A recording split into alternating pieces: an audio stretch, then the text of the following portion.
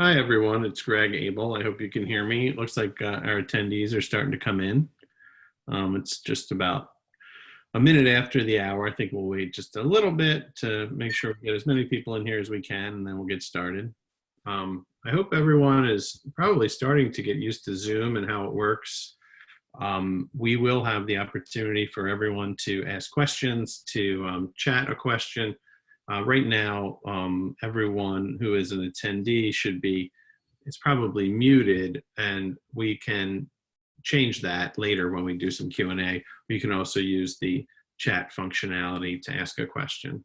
You might just need to hover around your screen and you'll see various ways that Zoom will give you the ability to send in a chat. So please get yourself familiar with that, and then you can kind of figure out, as we go, what you want to ask. So I'll send like a test message now. So hopefully you'll see that on your screen. And then if you hear something that you'd like some follow-up information on as I get into it, please feel free to use the texting feature to ask questions. So we've got about 34 attendees right now. And I want to thank everybody for taking some time. It's been such an intense week. I felt yesterday after we got through Monday that I joked with my wife that it felt like next Thursday because the day just was so intense, so much news happening, and we're trying our best to be both supportive and useful to our clients, and putting this together for you guys, and hopefully be as helpful as we can. That's the spirit of this presentation. So I'll be giving most of the presentation. I'm also joined by Gina Richmond, who is going to be chiming in with some of the expertise that we have as a crisis communications firm. Many of the other Able Communications employees are on the call as well. So I think I'll go ahead and get started. I think that as people join, we will welcome them, and as we get into it, like I said, feel free to chat a question or feedback. We're here to talk about communicating in a crisis. I think all of us are getting used to that right now, no matter what it is we do for a living. We're a public relations firm, and normally what we're doing is helping clients publicize news, creating content, helping them identify platforms for engagement, things like that. Everyone's world is different right now as we all figure out how to play within this landscape of coronavirus and the reaction to it. There's very little coverage in the media right now about anything other than coronavirus. There is also opportunity for companies to really look at how they're communicating, and I don't just mean in terms of media relations, but just with one another, with their key audiences, starting with employees, with their customers and partners, with perhaps their shareholders and investors. So we're going to get into all those things. Let me pause here and show you the agenda for the discussion. And I'm attempting to advance the slide, but that doesn't seem to be working right now.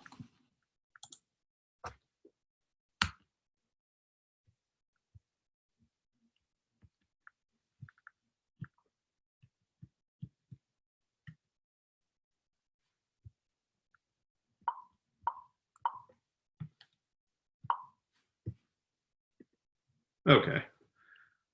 All right, that gave me a little bit of a scare. Okay. Nothing like an immediate glitch when you're starting a presentation. The agenda for the discussion, let me share the goals for the webinar. We're going to provide guidance and best practices for internal communications, external communications, existing marketing initiatives, media relations, something we're calling crisis on the fly. Every company should have some level of a crisis communications written plan that they can use in real time. And now the reality is, if you don't have a written plan that you're using right now, we'll give you some tips to create something that'll be useful given the scenario. Okay, now we'll talk first about internal communications. I personally think that the most important audience that any of us have is the internal team. We are all trying to navigate what is what a lot of people have called uncharted waters. There's not really a playbook for figuring out how to do the right thing in a global pandemic. We don't have experience with that. Maybe some people in public health do, maybe some folks who study these things for a living, but all of us are learning on the fly. And I also want to just encourage and remind everyone that we'll probably get some things wrong. We probably, no matter how much planning we take, no matter how much time, we try to be extremely thoughtful about everything we create, we're going to stub our toe because there isn't necessarily a right thing to do.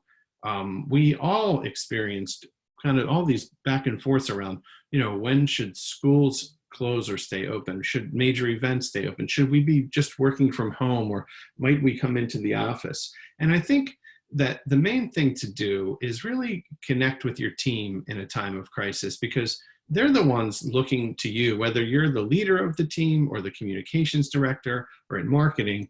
Everyone's kind of wondering, how are we going to handle this? And I'll tell you that one of the things we've done here is really just rally around one another. We know the world's pretty crazy. I think the most important thing we can do is connect with one another. And so the first thing we did was establish points of contact for how we're going to communicate with one another through this. And as everyone knows, it sort of escalated over time from being something that was a big deal in the news, but not necessarily affecting us. It was happening in China. It was happening in Italy. It was happening in other countries. And then when it got closer and closer here, it was like, okay, it's our turn. This is really happening now. And so there should be a point of contact in terms of who's going to be the person at the company who's going to share what we're doing in response to the crisis. Then you really want to double down on the tech tools you have for collaboration. I'm going to guess that's already happening at your place of business, whether you're using Zoom or Google Hangouts or GoToMeeting, any of those things that you might have.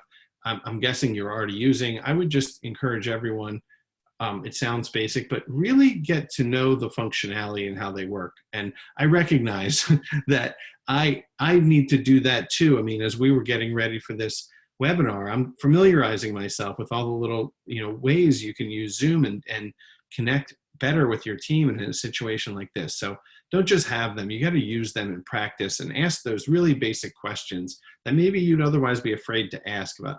How do I start a meeting? Who owns the account? Do I get an account? Is it a company account? We should really be clear with one another about how these tools are used.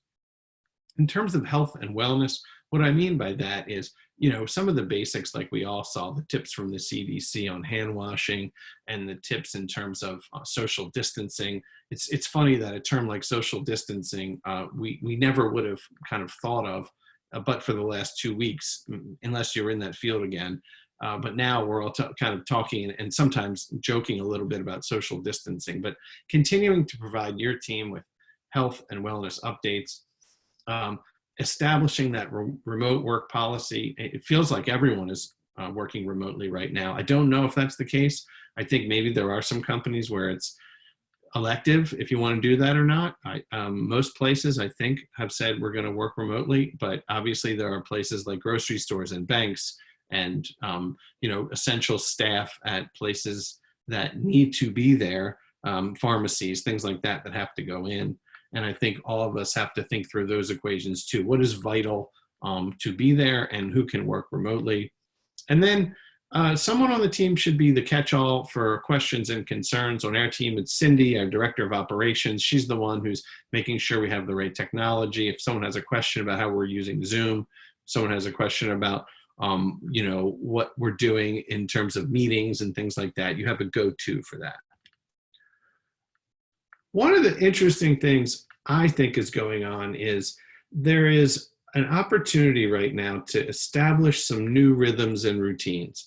As people get used to working from home more, something that used to be a once in a while thing, it can become an everyday thing that you can create some normalcy with by establishing some routines. And that could be a quick morning meeting. At our place of business, we're always talking about what's in the news and how we're helping our clients position themselves to be in the news. And so we use Google Hangouts for our internal video chat and meetings. For external meetings, we're using Zoom. So as you see on the slide there, we're saying, you should establish the protocols for which technology for which function. You might be using Slack for a certain thing. You might be using email for a certain thing. When are you texting your employees and your colleagues? When are you going to use a phone call? You know, you might just have written rules and protocols for we're using this technology for that situation. We're getting together as a team at 9 o'clock each morning, and people are making their own coffee at home, but then we're sitting together and we're talking about what's happening in the news and how we can perhaps help our clients become part of the news cycle as appropriate. You have to be sensitive about that, and I'll get to that a little later. We also think it's time to document some processes, figure out what works, and then establish them for the future. It's interesting that we're all having an opportunity now to evaluate the tech we have, and then when the crisis dies down, hopefully, we will have an opportunity not to just put all this stuff aside as the stuff we used during a crisis, but as new tools that help us not just now, but in the future as well. So I think there's that opportunity as well. And then I just want to encourage everyone to recognize that this isn't normal. We are all figuring out, you know, how to operate in odd times, uncharted waters. Encourage your team, yourself to take time for self-care, get out of the house and take a walk. Be transparent if there's something on your mind that you're nervous or concerned about, or that you want some support for. I think this is the time to really lean into relationships internally. So that's my first tip is when you're thinking about who's my key audience, start at home. Now we're going to move forward to external communications. And as we do that, I want to just also encourage you to think a little bit about who your audiences are and who needs to hear from you. Okay, so you definitely want your customers, your clients, your key partners to hear from you. We have all gotten a lot of communication from different kind of vendors in our lives, you know, whether it be your pharmacy or your gym or the school your kids go to or things like that. So everyone is communicating right now. Some are doing it real well. Some, I think, are stubbing their toe a bit. I think one of the most important things to think about is to put yourself in the shoes of your audience. So before you send a message and you ask people, you know, you give people an update about what's happening at your business, remember that what seems very important in your world might not be so important in theirs. And so we were, you know, I think we all have some comical examples of this. My wife was joking. She's a genealogist, and she got an email pretty early on from a company that provides DNA testing services for cats. And they were, you know, explaining what was their, you know, new plan and protocol for the coronavirus outbreak. And we were just kind of laughing that that's not necessarily the mission critical communication you need. You definitely want to hear from the schools.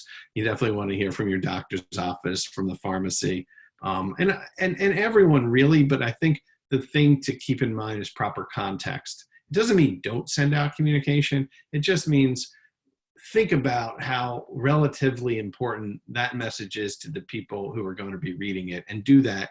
Take your time and do that before you send anything. I think also you really want to be careful about sending out anything that isn't about coronavirus right now. We'll get into this a little more later in the presentation, but there's a risk of being perceived as a bit tone deaf if what you're doing is promoting, you know, perhaps a conference that's going to come up later in the year. Even if it's scheduled for July or August, I think people are starting to worry about that stuff later in the year. So you have to just think about, is it appropriate to communicate about those things right now? And above all else, be useful. And what do I mean by that? I think I'm going to show some examples next of companies that I think are doing a good job being useful. And then as I go, please do chime in with any questions. I think, you know, what we want to see are companies kind of understanding proper context given a crisis situation. So here's one from the accounting firm, and they also do business consulting, CohnReznick. They're thinking about themselves in terms of what are the key questions on the minds of our customers. So they have business triage and stabilization. You bolster your finance and operations against coronavirus disruption. I thought, you know, of all the I went to prepare for this over the last couple of days. I was kind of looking in my inbox in the promotional announcements I get as they're categorized that way in my email. And I felt like this was one of the ones that rose to the top that said to its audience, this is a key issue. You really have to think about what you're going to be doing in terms of your finances and your operations. And here we are to help you. And so maybe that seems a bit obvious, but I also think you do have to take the time to think about that in terms of how we can be most useful. So again, hopefully like we're doing right now, you're thinking a little bit about what expertise you provide and how you can share that with the audiences who matter most. A lot of media sends out news synopsis or breaking news or tips. I thought I get this Harvard Business Review management tip of the day. If you have a regular e-letter that you're sending to your partners, your customers, and you're communicating in that way, and it might be planned, look ahead at your editorial calendar and make sure you're not sending anything that isn't in context with what's happening right now. And then look at what HBR is doing, how to encourage participation during virtual meetings. I think that's pretty cool. They're not going too deep into the issue at hand, but they're obviously being relevant to what everyone's dealing with. And I was just thinking about this the other day at work because, at a small business like ours, we're made up of different people. Some are introverted, some are extroverted. You get on a video call, it's a little different. You don't always read body language that you would. And so you have to find ways to engage with the different people in the virtual room so that they can be heard and that this doesn't become a time that they're not heard. And so I just thought this tip was really good. It was a way that HBR provided the kind of guidance that leaders really, I think, benefit from in this type of a situation. And here's one more example. I have, I think, 3 more. Coronavirus, a property manager's playbook from Bisnow. Bisnow is known as providing events for the the commercial real estate market, and they're going to have a interactive webinar that delves into strategic planning for property owners and managers. Again, just a good way to share expertise and bring communities together. In almost every case, what I'm seeing are organizations providing these things free of charge. They're operating from a spirit of, what can I provide to help right now? Not sell, what can I provide to help? And I think that just needs to be a theme that everyone is thinking about. So when you think about what you might do, think about, what do we know that's very useful and how can we be helpful? Here's one that Gina sent me this morning. She noticed that Reggio is a company that's providing a free curriculum package to support the virtual education of young kids. I think she signed up with it with her young daughter. And so what they're providing is a Facebook Live from any device every weekday at 9:30 to see our teaching team switch off reading to your child from some of the best children's stories, leaving them with an incredible challenge to complete for the day at the end of every morning circle time. So kids who aren't getting to go to school are getting a virtual circle time experience from this company. And not only are they offering this to the families with whom they already have a relationship, they're taking, I was going to say taking advantage. I don't think they're taking advantage. They're being smart and they're offering something of value at a time when I think busy parents would really appreciate it. Gina, if you're unmuted there, do you want to chime in on why you felt like this was such a good use of a marketing activity during this time? Yeah, I think it's just a good way for us to make sure there's something consistent that's happening each day so people can look forward to it. Having a toddler at 9:30, putting them in front of teachers that they know about, I think, and they've met before is great, but also it opens their daycare open to a whole new audience that doesn't know them. Thanks. I thought it was cool too. I've really been impressed by some of the thoughtfulness that we're seeing from some brands. We're going to keep going into other examples like that. In terms of being thoughtful, here's one a colleague of mine who runs a PR firm in DC sent me. This is from a synagogue, and they're ready to provide updates in terms of what's going on. I think really the only thing that I wanted to call out here was just a really well-written, very clean um, communication to a congregation, letting them know, when things are happening. And here are, lower in the email, it's just explained, if you need support, here we're here for you. We're just providing some of the services you're used to virtually, and this is entirely appropriate. Now, I want to get into a little bit about what you should do with current marketing initiatives. I think the risk that's happening right now is that you might have planned for quite some time with an email campaign, a special offer, a new product. Maybe you want to make a company announcement.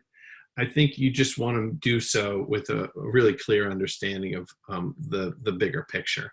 And so some of the things for you to consider right now is we are recommending that you have a plan A for now and a plan B for 4 to 6 weeks from now. Whatever was already planned for this time in the year, it's really time to perhaps scrap it, or at least look at it with really new eyes around, is this smart to do right now? Should we really be promoting a particular product or an offer or a discount? Or should all of our content really have something to do with coronavirus, even if it has to do with something people can do in their spare time, to pass the time if they're stuck at home? You got to think in those terms. And one of the things that I'm seeing that I think is a turnoff is, over the last few years, those of us in marketing and just the world have seen a lot of content in the marketing automation space. And these are planned email campaigns, often called drip campaigns, where you're using software to send a lead some information. And depending on whether they open it or click through on certain things, they're then getting follow-up emails and communications. The problem with that is these things are scheduled, and they're going to at times appear tone deaf. Like, I got an email yesterday from a media monitoring company asking me if I wanted to, it was the third email from the same person. It was obviously one of those drip marketing campaigns, and it had a link. It had no reference to sort of what was going on in the world, and just said, click here to schedule a free demo with me on our software. And I just thought to myself, I don't think that they're thinking this through. Those aren't necessarily bad marketing activities. They're just bad marketing activities right now. So embrace the time you have. I think in this period of uncertainty, it's good to take a breath. It might be better to do less than more. You might have an opportunity to do something different. I don't think you're going to do the wrong thing by doing less right now. And so think about what you can do now that's in context with what's happening in the world, and then think about what you might do in the future that's a little bit more strategic when the intensity of this news is dying down a little bit. And so when thinking about what to do now, I would encourage you to think about what the world needs, how that overlaps with what you provide, your skill set, your expertise, your products and services. And like I said, sometimes it might be best to take a break and plan. Here's a couple examples of some communications that I thought were, relevant and effective.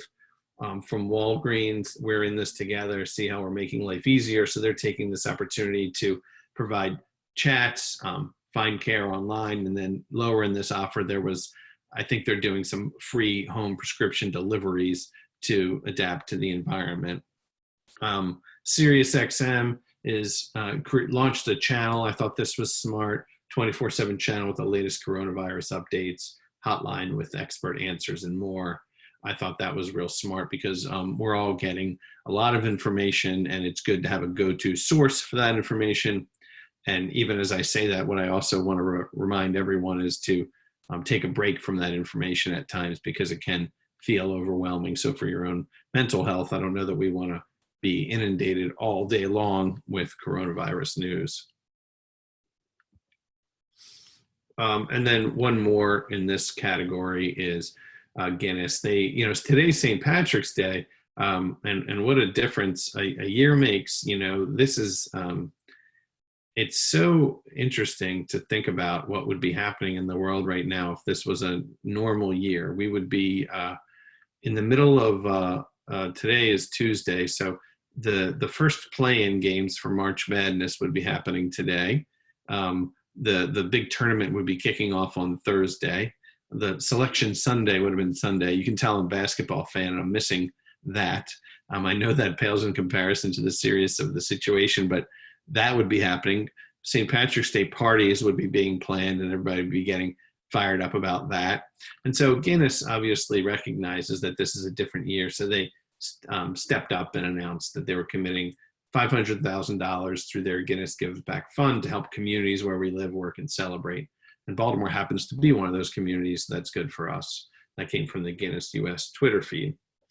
And then I also wanted to share a few examples of where I think some brands are making some missteps.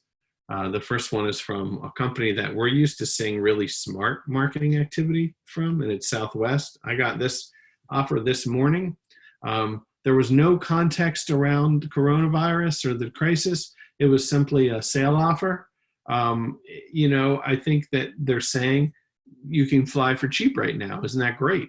And that is great.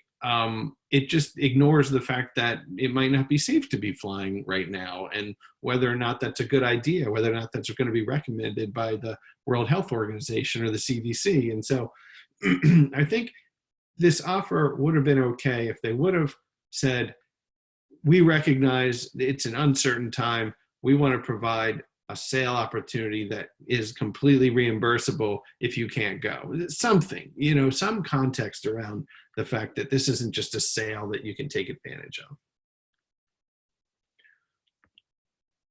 Here's one in my industry in public relations.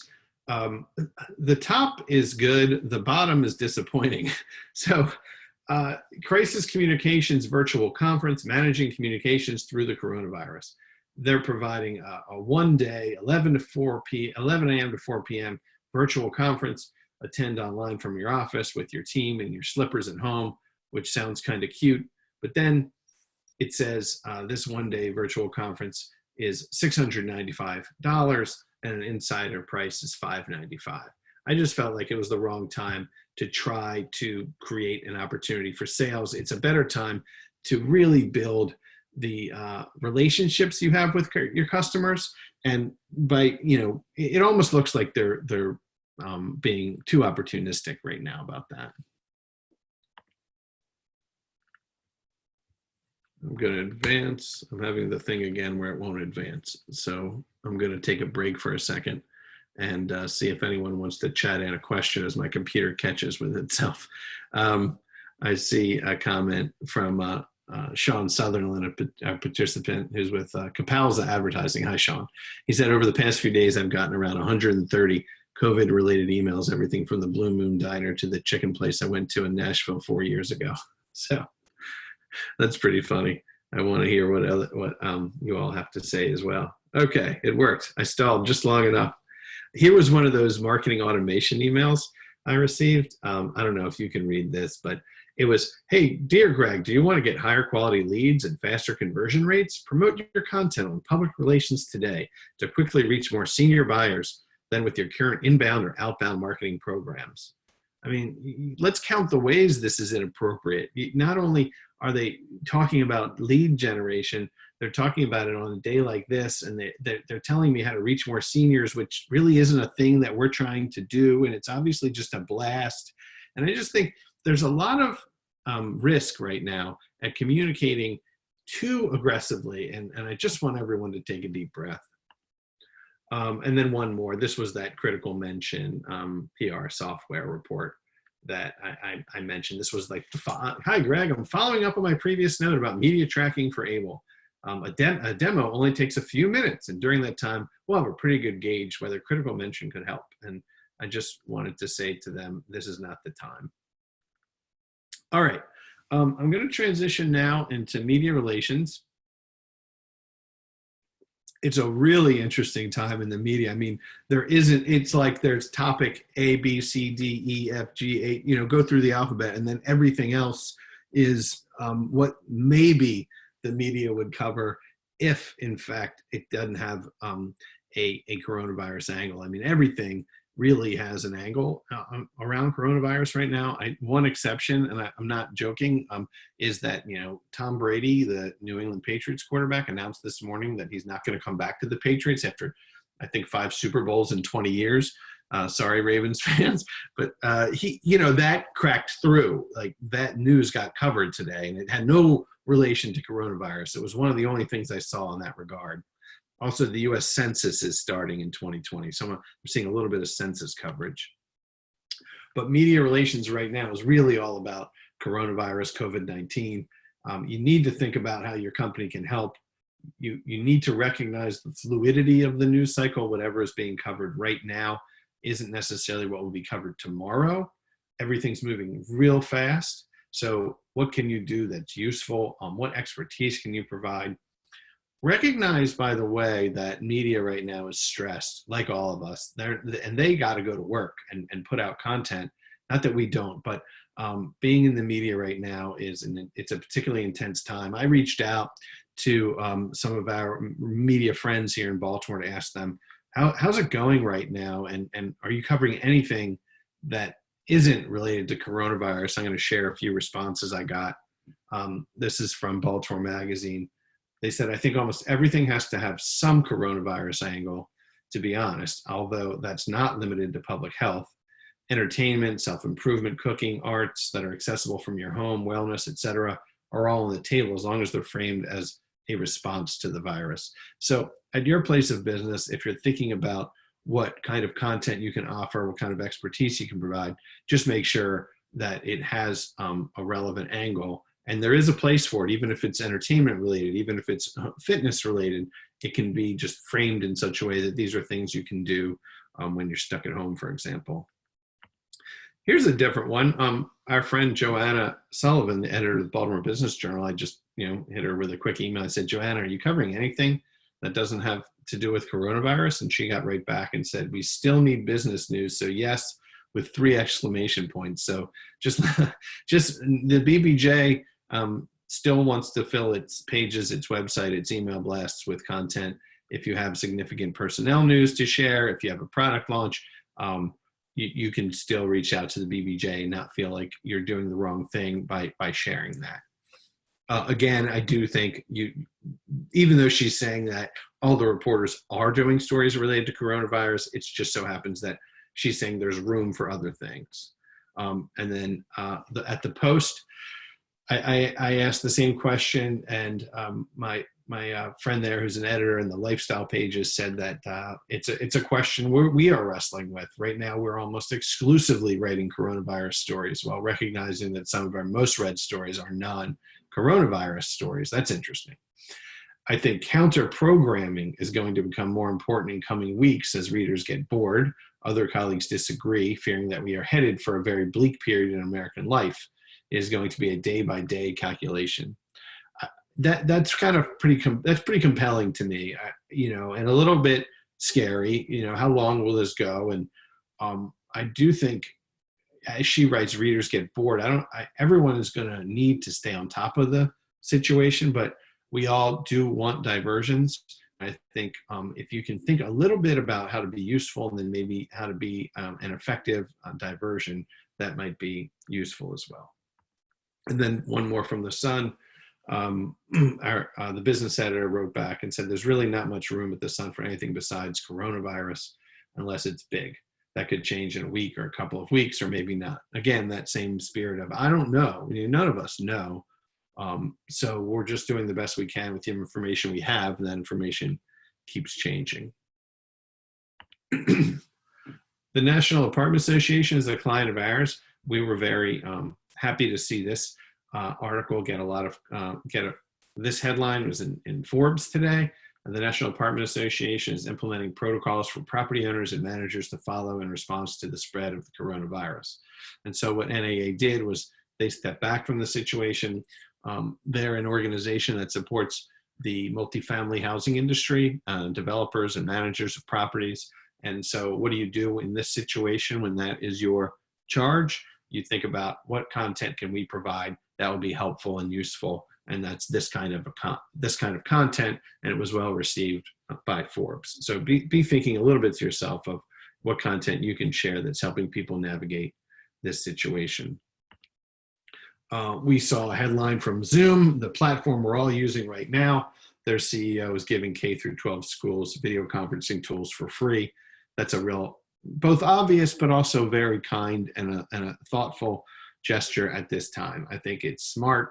I think it's the kind of thing we're all getting used to. And not only did the, not only are they making this gesture and providing this technology, by doing so, Zoom is getting some play in the press. And they're one of the few tech stocks that's actually been, kind of swimming against the current tide of things going down. So Zoom is an interesting company right now because I think people are looking at these companies that are going to have more to do with virtual learning and virtual meetings and see how they perform and respond to the situation. And then one more here, Louis Vuitton, I just saw this headline. They're using some of the same perfume production lines to start making hand sanitizer to protect people against the coronavirus outbreak. So it's just a thoughtful thing to do. When you stop thinking about profit and think more about being helpful, being part of a community, I think it leads to things like this. And so not only are they stepping up and providing something useful, they're receiving positive publicity. And so as I work my way through this, please start thinking about maybe some questions you want to ask, or if you've seen something real interesting, maybe we can call it to the attention of the group. We've got almost 50 people in here right now. I want to thank you for being here. And as we move through it, I want to now get to some crisis communications planning and tips. Now, most companies of any size probably have thought about crisis communications before this happened, have thought about it. Some might have a written plan. That plan might be in a binder that's on a shelf. That plan might be an active doc that is taken a look at on a regular basis as part of a standard operating procedure. However, most of the time, so two things. One is that you really should have a good crisis communications plan. You should know who are the key points of contact in a crisis. Documents and procedures should be put in the cloud and backed up so that if something were to happen to the physical building that your company is located in, you don't lose things that you couldn't get back if there was some sort of a disaster. But a crisis like this, it's almost like throw the rules away because it's just different. And I want to just share with you some real key tips that I think are important at this time, whether you have a plan or not. Here are some tips that I think are good to be thinking about right now. Some of these things I'm going to kind of reiterate from things we said earlier, but and some maybe they're new. Also, I'll be happy to share these slides after the presentation, and we're going to make the recording available online. So if there's anything you're hearing and you want to jot down and you didn't get to, feel free to just send me an email, and we'll also send the deck around. Create a team for centralized communication. So what does that mean? You want to have a group of people, depending on the, we're a small company, so we have a leadership team, of course, then we have the whole company. It's not hard to meet as an entire company. And like I said earlier, we're doing that over breakfast most days. But at the executive level, you want to meet regularly to monitor the situation. Has anything happened in the news in the last 24 hours? You want to provide regular information. You want to be a source of information. And transparency is pretty huge right now. I think the most important thing that some leaders can do, I know I'm repeating myself from some of the content earlier, is be transparent and vulnerable and recognize that this is not business as usual. I think people do want to hear from you, and they do want to know what's going on and why we're making decisions, but they also, I think, know that this isn't business as usual. Everybody knows this is an odd situation, but it is important to communicate openly. It would be a bad idea not to have a centralized communications team. So make that a part of your process. Who are our go-to people to communicate about this? Communicate with employees. You want to post information regularly. Don't just tell the employees why you're doing a certain thing. It's important to explain why. I think people do feel a loss of control in this kind of a scenario. No one wants to operate in a world where they're just kind of dictated to. Everybody knows that there is a senior team that will make decisions in any organization, but the more clarity you provide, the better you'll be in terms of building that morale. You want to communicate, I think, through this at least every other day, maybe even daily, and you want to provide timely and accurate information. So as much as we all want to react to the news cycle and be on top of things, I just want to encourage you to take your time. Communicating regularly with customers, another key. Focus on what's important to them, not you, right? So like we talked about earlier, try not to be overly opportunistic. Being helpful, being useful should be your guide. Focusing on empathy and being of use to your community is a great way to guide what kind of communications you're going to share with customers. You want to reinsure investors or stockholders for the larger companies out there, or even startups with investors. People want to know what's going on. You need to be transparent about challenges. Everyone has challenges right now. There's so much uncertainty. So just talk about what they are. Use this crisis as an opportunity to reinforce some of your long-term plans. Everyone has a long-term plan in terms of where they're trying to take their company, and it is altered right now. So you're reacting in the moment and what's happening now, but then one way to kind of regain some level of control is to take a really long view and say, even though we're in this right now, we remain committed to XYZ, that thing that you set out to do as an organization. And then meet problems head on. I think we want to be part of a community. We want to reach out for help. So we should talk about those things. And then lastly, I'll say, like Guinness is doing, like other companies are doing, be in your community. Step up and think a little bit about what resources you have, what products or services or expertise you have that will be useful in the community, quite literally. Maybe there's a donation you can make. Maybe there's a way that your experts in whatever it is that your company does can be on call for people who have a question about that thing. Maybe it's health and wellness. Maybe it's business continuity. Like in our case, it's public and media relations. And don't go silent. I do advise thoughtful planning and thinking, but I would not, just go dark and wait to see what happens for a period of time. There's certainly some things you can and should be communicating during this time. That's pretty much the end of the slides and the presentation. I'm curious what others are hearing. If you want to send in a chat, we can unmute your mic. We have, 46 people in here right now, so I'm sure at least a few of you have something on your mind. I'm happy to answer questions or share feedback from other people. I'm curious if you've seen anything that's been really useful at this moment in time, or if you're finding that you have a question about maybe how your company could communicate.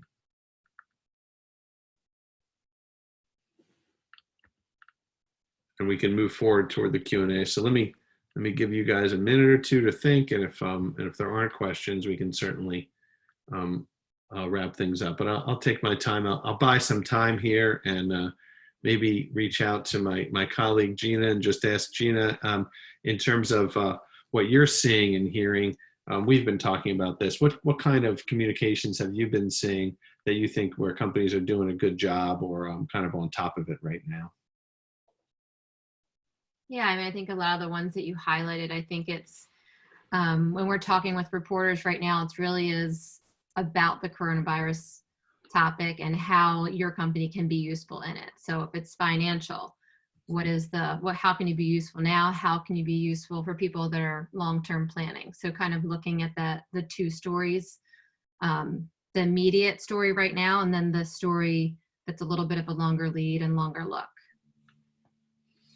Thanks, Gina. We do have a question here from Susan. I don't want to. Sue. Sorry? Go ahead. I was just saying there's a question. Oh, yeah. Excuse me. From Susan, in the arts and nonprofit sector, we're seeing a lot of virtual participation, but how do we keep that exciting? I would say that's a hard one. In terms of keeping virtual participation exciting, I think the more variety, the better. The more engagement, the better. Maybe like that circle time idea, if there are ways that your audiences can not just, view something, but participate in it, I think that might be a good way to do it.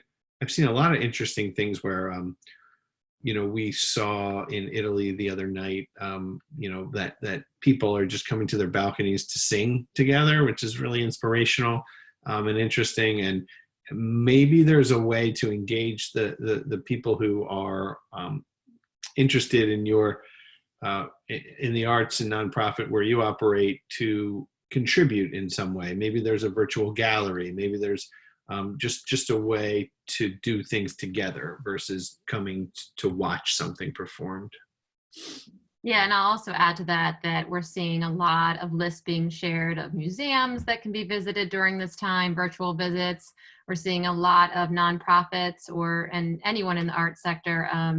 There's like a lunchtime doodle time that the Washington Post is hosting. There's all kinds of different things. So I think it's like looking at the resources you already have, looking at the classes you already have, and how can you make them adapt to a virtual environment. Yeah. Definitely. I think it's kind of exciting to think a little bit about how creative can you get in this kind of a scenario. So let's see. Anything else in terms of questions people have? I'll give it another minute or so. I also want to welcome, I haven't said hello specifically to anyone, but I want to say hi to Amanda Lattimore. She's a faculty in Department of Epidemiology at Johns Hopkins Bloomberg School of Public Health. She's a public sector initiatives lead. Last year, I took part in the Baltimore Leadership Program, and Amanda was one of my classmates. And I know she has her hands full right now with everything going on.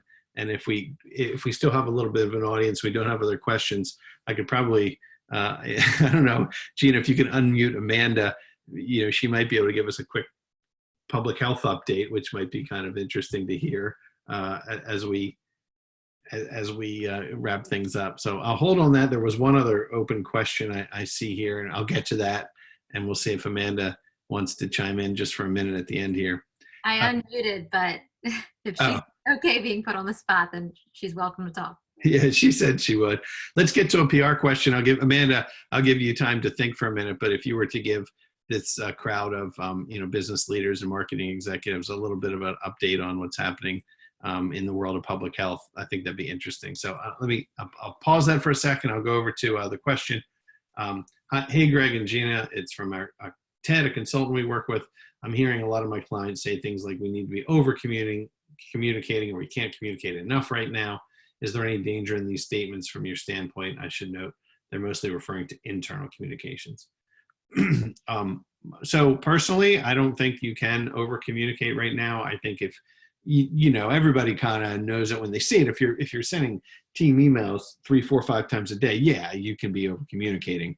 If you are, I think the important thing to do is to establish a rhythm. So you're having that morning check-in. Like we're having the coffee over a virtual meeting, and then we're checking in with each other. I think that's what's important to do. I think, I don't know that employees would be disappointed in a company being real proactive with their communication.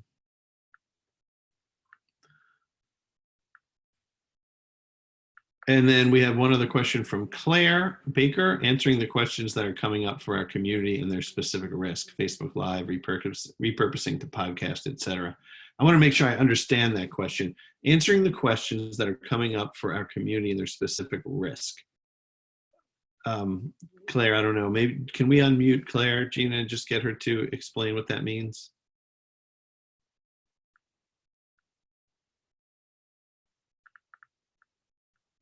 I just unmuted her. Claire, you should be able to talk if you can hop in. No, Claire, we can't hear you yet, but I'm going to read what Amy Ratner contributed. She said, as a nonprofit related to a patient group beyond celiac, has put together a page on celiac disease and coronavirus, tapping the expertise of our science department. It has proven to be extremely popular and we think helpful, especially since patients have many questions. So I hope that's helpful. I'm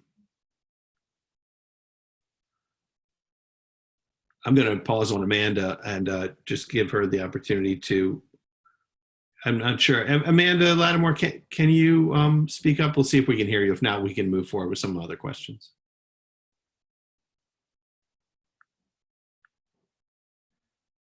It sounds like we'll skip that for now. I was saying to Amanda, she has such expertise in this area and works at Hopkins in public health. Well, we're going to do a different we'll do a different webinar down the road, maybe in a couple of weeks, and bring Amanda back to really be the star of the show, because I think it's worth a different conversation. So um, as we work toward wrapping up. Can you hear me? Oh, Amanda, you're there? Oh, yay. Okay. So first I'll have to apologize if you can hear kids or dogs in the background. I think we're all trying to do what we can to, do our jobs well while also managing family. So thanks for giving me a few minutes to talk. I think what we're all, and I'm assuming that the audience is across the US, but we're all facing different kinds of restrictions on our movement and businesses. But and a lot of times people are a little frustrated for good reason, but know that, we are, public health officials are really taking all of that into consideration, all of the sacrifices that business owners are making. We're taking all of the factors into consideration about what families have to deal with, the economic impacts. And we, as public health officials, we believe that we are either going to have to pay now or we'll have to pay a much heftier price later.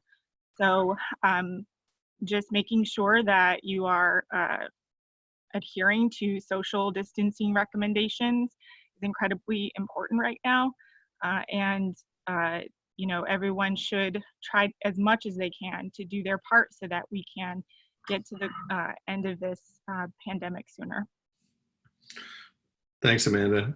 Really appreciate you chiming in. And I know I put you on the spot there. I think there's obviously a ton we could follow up with and ask, but why don't we leave it there for now, so we stay on this theme of providing guidance around communications right now, and then we'll let everyone know when we can get back in touch, and we'll do a communications in terms of public health recommendations down the road a little bit. So Amanda, thanks for just chiming in briefly there, and we'll definitely want to tap into your expertise. We have a new question from Jim Nugent. Greg, I've seen some of our sister consulting firms send information externally about how they are handling COVID-19, and they typically don't say much other than business as usual and their staff are working from home. I'm not sure how I read those communications other than trying to reassure everyone that they are still working. Do you see much value in this type of communication or saying something similar with more information? So the question there sounds like, does it make sense as a marketing communications firm to literally just reach out to your customers and partners and say, it's business as usual, we're working, let us know if you need anything? My input on that would be to say, it's not business as usual. I think that it is important to let the world know that you're around, you're available, that you're reaching out to the constituencies you do business with, but then also with that vulnerability and recognition that the world has changed and we're going to be operating a little bit differently, but we're here to meet your needs. And so I think that if there's one word that I think we can all think about in relation to how you're communicating right now, it would be context. Whatever you're saying or doing, make sure you're putting it in context of what's happening with coronavirus. It is the thing that is on everyone's mind. And I don't know, to say that you're doing things business as usual to me feels like an oversimplification of the complications we might face really as a society. And so that's my feedback on that one. We have a couple more minutes if there's any other questions. Gina, you have any feedback on that, on the business as usual piece? No, I think that's how I would have responded as well. I think, communication is good, but pretending like everything is perfectly fine is probably not the appropriate approach. Yeah. I feel like the more you can recognize it in the appropriate context, the better, the more I think your audiences actually really appreciate that. Well, I won't drag it out any longer. I feel like we've had a good hour where we can end a little early, and just thank everyone for being here. Most of you stuck it out the whole time, which is nice. If you have feedback for me, for Gina, for Able Communications, please send me an email. And then we'll make this available to you all there's a recording, so we can make that available to you, and feel free to share it with your internal audiences or whoever you think would benefit. So with that, I'll sign off and thank everyone for being with us today.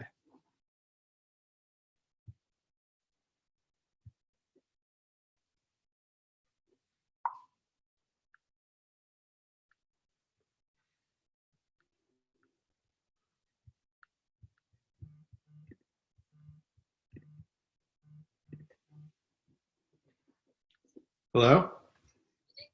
Oh,